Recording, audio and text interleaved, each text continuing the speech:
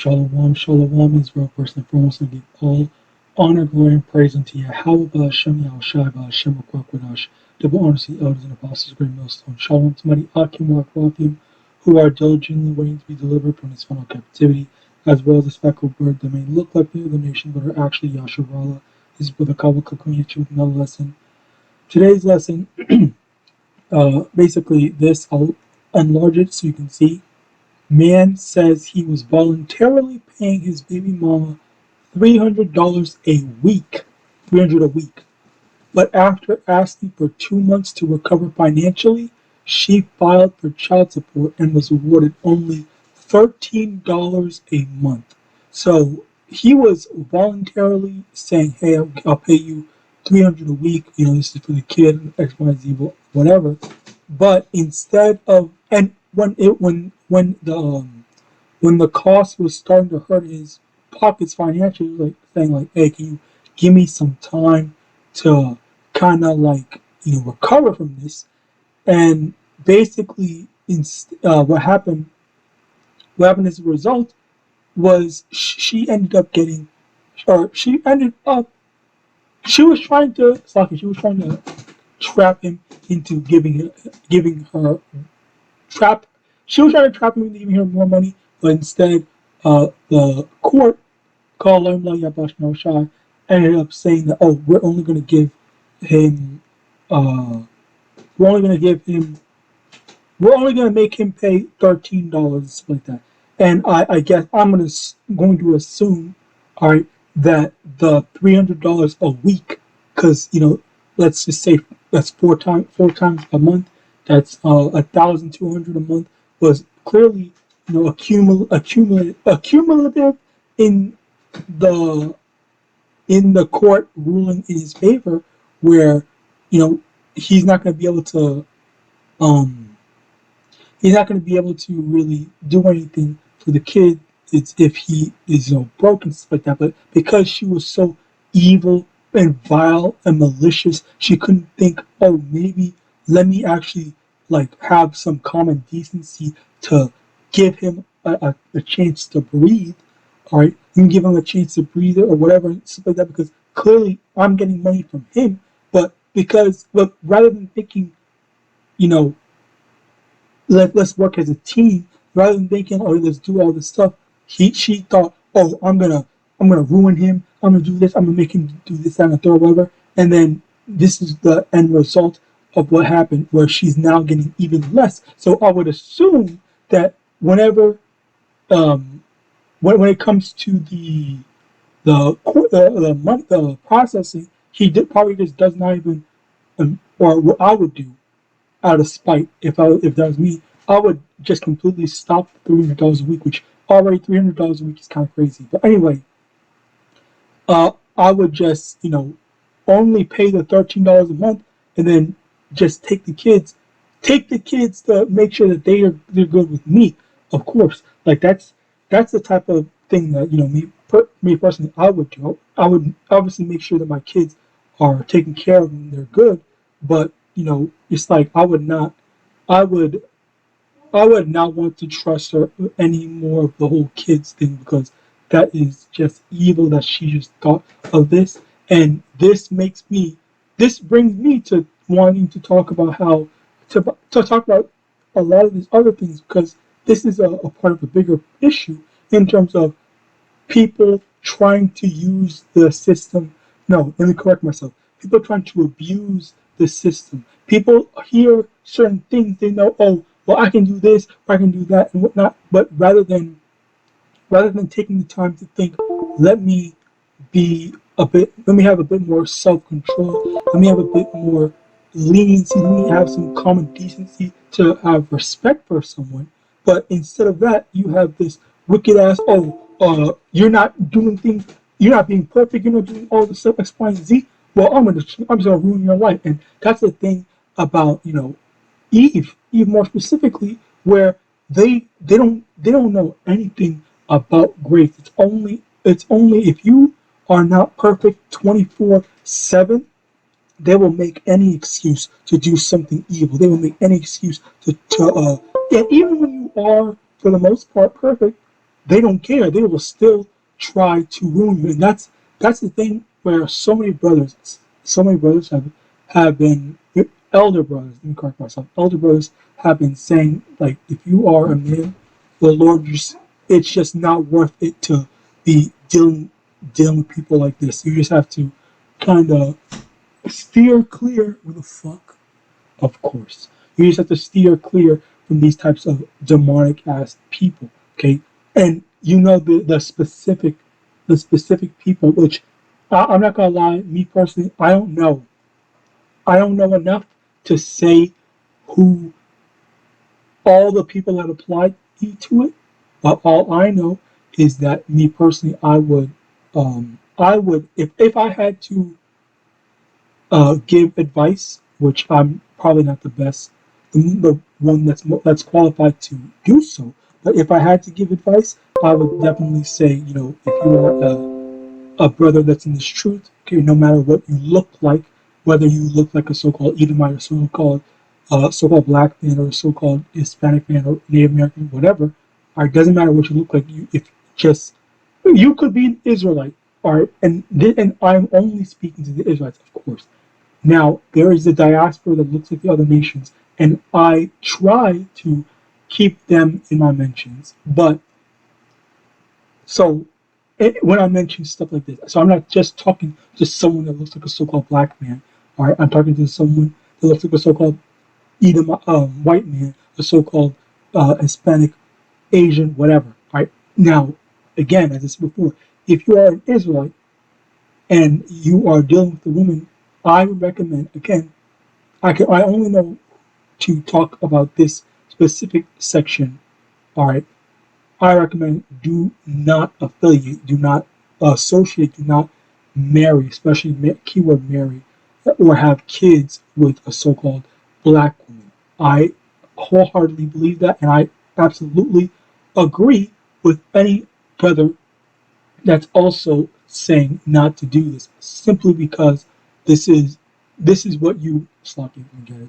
This is the type of shit that you will experience. This is the type of shit that you will encounter where rather than, camaraderie thing like, oh, we both understand oppression, we both understand this type of shit, they will, use this type of shit against you to be wicked. All right. So this is why you have to actually like be aware and be cautious of who you are associating with. All right. So as a result of that, yeah, this is why just stay clear from, again. Maybe other brothers know, but I only know so-called black women. Stay away from the so-called black women. Do not marry with them. Anyway, next. First Timothy chapter 3, verse 3. Not given to wine, no striker, not greedy, of filthy lucre, but patient, not a brawler, not covetous. So basically, this is primarily talking to a bishop, but obviously, this is just general. This is something that's also general, where we are not. We should be, uh, we shouldn't be greedy, trying to seek. Oh, how am I going to get all this money and stuff like that, or a bag chaser or something like that. That's the type of people that you have these that's the Babylonian mindset. All right, people that indulge in a lot of wine, striker, someone who's overly violent. We have to be patient, again, brawler, violent, and covetous, as in like, oh, I want the newest things, or I want all these prized possessions and stuff like that. Like these are the things we have to avoid, but we have to also be patient as we are going through our trials and tribulations and hardships. We're waiting for YAHAWAH to deliver us and to put an end to Esau's evil ass, wicked ass kingdom. All right. Now, Matthew chapter 4, verse 8. Again, the devil taketh him up into the exceeding high mountain and showeth him all the kingdoms of the earth of the world, Slakia, and the glory of them, and saith unto him, all these things will I give thee, if thou wilt fall down and worship me. Then saith Yahushua unto him, get thee hence, Satan, for it is written, thou shalt worship the Lord thy power, and him only shalt thou serve. And this is the thing here where you have so many people that are so fixated on serving money, right? They're serving, oh, how do I get the newest, I don't know, car, the newest fashion thing, the newest phone, and all this stuff. They are so fixated. They see this world as they see all the possessions in this world as the only thing in the world. And as a matter of fact, let's get that as well. In Timothy,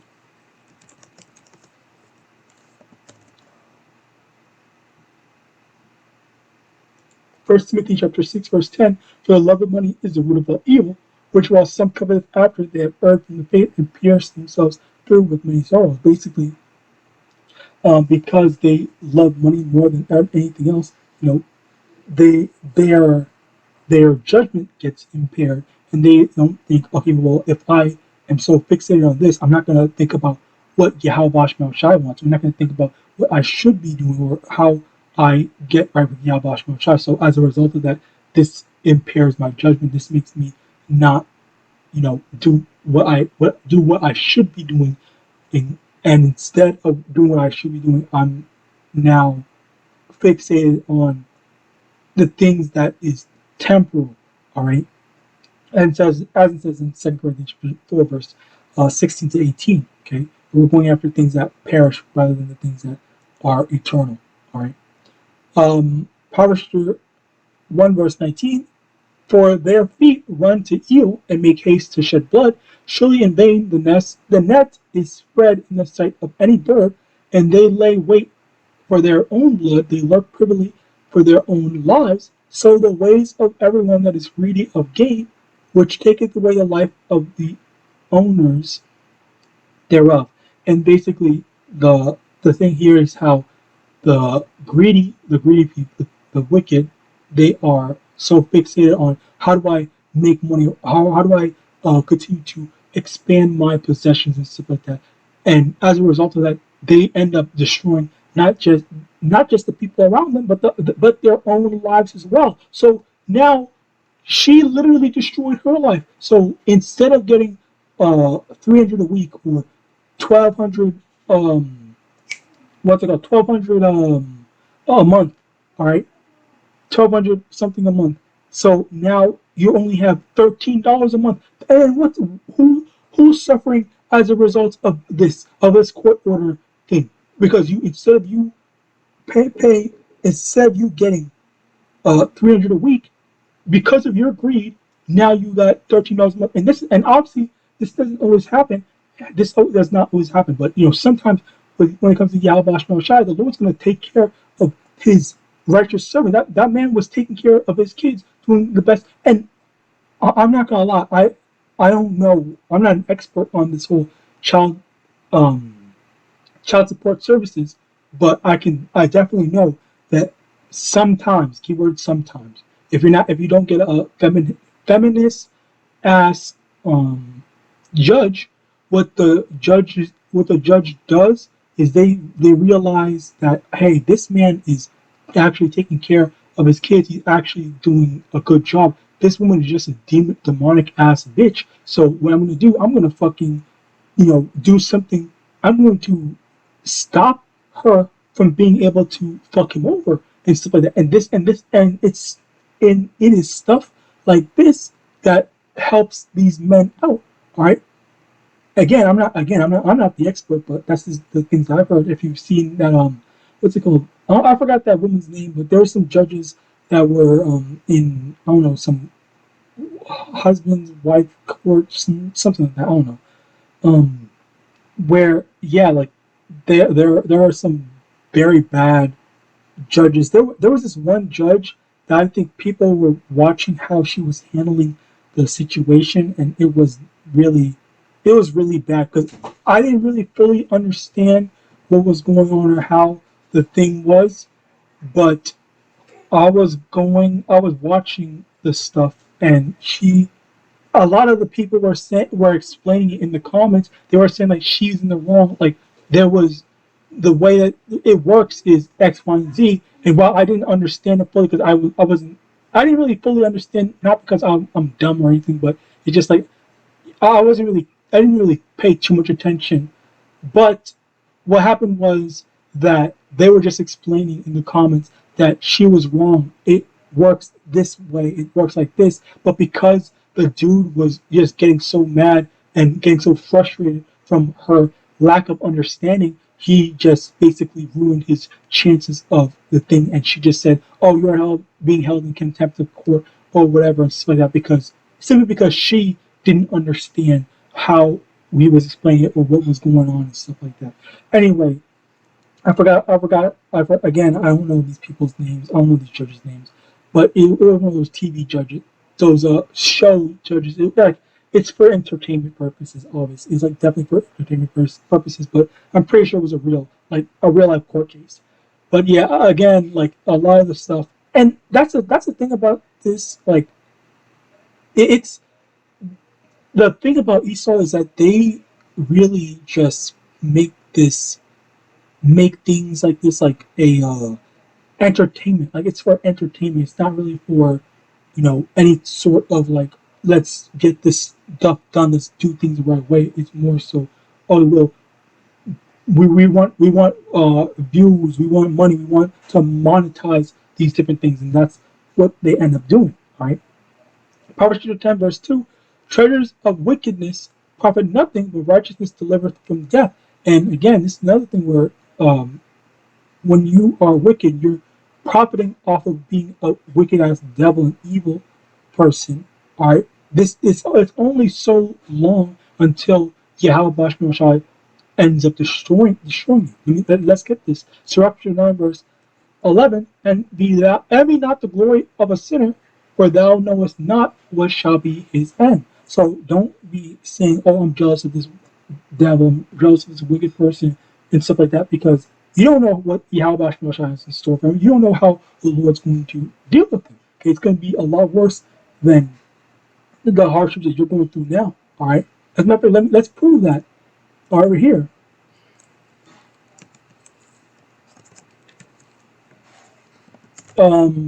First Peter 4 verse 17: for the time is come that judgment must begin at the house of Yahweh, and if it first begin at us, what shall the end be of them that obey not the gospel of Yahweh? So judgment is going to start at us, where let's say on a scale of 1 to 10, we're going through hardships on a scale of 5. All right, but for Esau, Edom, and worse, it's going to be on a scale of 1 to 10, or 100 out of 10. All right, it's going to be a lot worse. Like, there's no. And even then, that's not even a proper metric, but it's still like helping you to properly or attempt to comprehend. Okay, where Matthew 6 verse 19: lay not for yourselves treasures upon earth, where moth and rust doth corrupt, and where these do break through and steal. But lay up for yourselves treasures in heaven, where neither moth nor rust do corrupt, and where these do not break through nor steal. So that's another thing where even when it comes to the blessings, the tangible things we are seeking to get, when it comes to Yahweh, wait for Yahweh to bless us, and that is something that's way greater than what we can get here, where, rather, this woman could have had a proper, okay, reasonable relationship with the father of her kids, all right, a healthy relationship with the father of her kids, but instead, oh, I want to get more money, or I want to get 2,000. I'm trying to make him financially ruined and all this stuff like that. And as a result of that wickedness, Yahweh decided, okay, well, I'm going to put fire and judgment on your ass. Where now, instead, you have to instead of 1,200, you only get $13 a month. And that's the thing there, where you have this evil where she ends up suffering as a result of it. All right, where again, I hope the Jake is actually taking care of his kid, and as well as maybe he gets custody, or better yet, oh, Yahawadah, if I hope Yahawadah, because sometimes what happens is, because that happened to a brother, I think a brother. I don't really know the full details, but basically what happened was something happened where the woman just said, okay, forget it. This is not worth it. You can just have the kids, where the kid is only with the mother, not because the mother cares, but because the mother is using them as like a meal ticket and stuff like that, so that they can go and spend it on whatever. So as a result of that $13 a month child support, and now him being on child support, then maybe it's like, okay, well, now he gets the kids full custody, and maybe that was what he wanted this whole time. So maybe things are better than it. And it's stuff like this where Yahawadah could allow something to happen. Because think about it like this. Psalms just said, Psalms 97, 94, Psalms 94 verse 3, Lord, how long shall the wicked triumph? Okay, so a woman might successfully put a man on child support. She might think on paper that sentence alone might say, oh, that's a triumph for the woman. But as a result of that, oh, it was only $13 a month, or it was only $10 a month, or whatever. And then it leads into, okay, you know what? I'm just going to forget the whole child support thing altogether. I'm just going to give the kid up because I don't want to take care of the kids.